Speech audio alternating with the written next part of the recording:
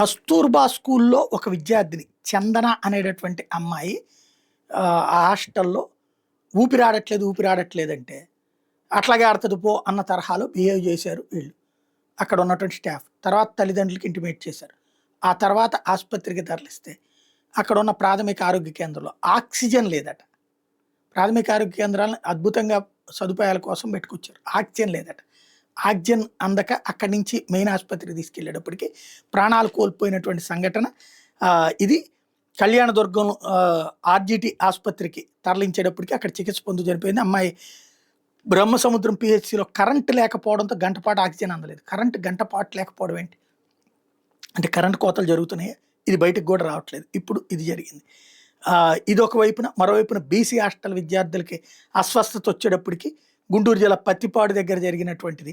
వాంతులు విరోచనాలు కడుపు నొప్పితో బాధపడుతూ పెదనందిపాడు పిహెచ్సిలో చేరిన 54 మంది విద్యార్థులకు సంబంధించినటువంటి అంశాలు తాజాగా కీలకమైన ప్రభుత్వానికి ఒక పరీక్షగా మారుతున్నాయి.